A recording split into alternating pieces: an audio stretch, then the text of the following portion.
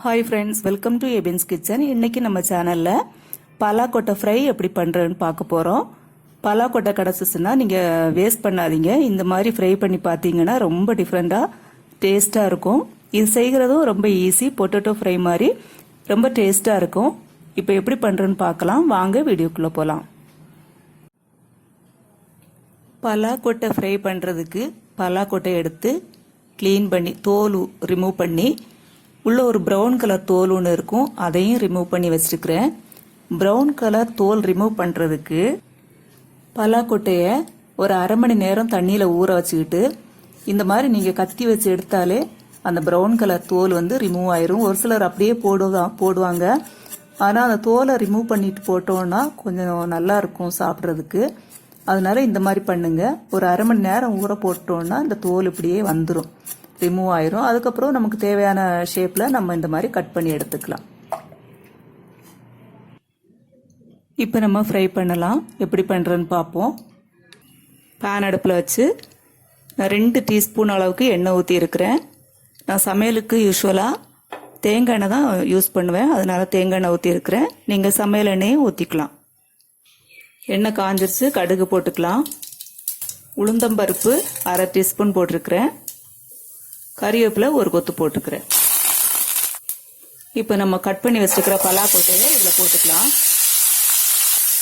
போட்டு கொஞ்ச நேரம் வறுக்கலாம் எண்ணெயிலேயே கொஞ்சம் ஃப்ரை ஆகட்டும் எண்ணெயிலேயே வறுத்து அதுக்கப்புறம் தான் நம்ம மசால் போடணும் பாருங்க இப்போ ஒரு பாதி அளவு ஃப்ரை ஆயிடுச்சு ஒரு 3 மினிட்ஸ் ஃப்ரை பண்ணியிருக்கோம் இப்போ நம்ம தேவையான அளவு உப்பு மட்டும் சேர்த்துக்கலாம் மசாலா இன்னும் கொஞ்சம் பொறுத்து சேர்த்துக்குவோம் பலாக்கொட்டை வேகிறதுக்காக நம்ம ஒரு 2 மினிட்ஸ் மூடி வச்சிடலாம் 2 மினிட்ஸ் ஆயிடுச்சு இப்போ நம்ம திறந்துக்கலாம் இப்போ நம்ம தேவையான மசாலா சேர்த்துக்கலாம் மிளகாய் தூள் அரை டீஸ்பூன் சேர்த்துக்கிறேன் மஞ்சள் தூள் 1/4 டீஸ்பூன் அளவுக்கு சேர்த்துருக்கிறேன் ஜீரகத்தூள் 1/4 டீஸ்பூன் சேர்த்துருக்கிறேன் இப்போ நம்ம மிக்ஸ் பண்ணி விட்டுக்கலாம்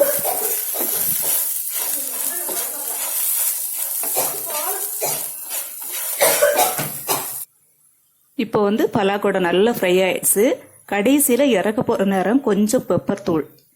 நான் ஏற்கனவே பொடி பண்ணி வச்சிருக்கிறேன் எக் ஆம்லேட்டுக்கெல்லாம் போடுறதுக்காக அதே தான் இதில் போட்டிருக்கிறேன் போட்டு இப்படி மிக்ஸ் பண்ணி விட்டுக்கலாம் ஓகே ஃப்ரெண்ட்ஸ் பலாக்கொட்டை பொரியல் இப்போ ரெடி ஆயிடுச்சு இதுக்கு முன்னாடி பலாக்கொட்டை ஃப்ரை இப்போ ரெடி ஆயிடுச்சு இதுக்கு முன்னாடி நான் பலாக்கொட்டை பொரியல் வந்து வீடியோ போட்டிருந்தேன் இன்னைக்கு நம்ம ஃப்ரை பண்ணியிருக்கோம் இதே மாதிரி நீங்களும் வீட்டில் ட்ரை பண்ணி பாருங்க இந்த மாதிரி நல்லா மொறுமொறுன்னு சூப்பராக இருக்கும் இந்த வீடியோ உங்களுக்கு பிடிச்சிருக்கும்னு நினைக்கிறேன் நெக்ஸ்ட் வீடியோவில் இன்னொரு யூஸ்ஃபுல்லான ரெசிபியோடு உங்களை சந்திக்கிறேன்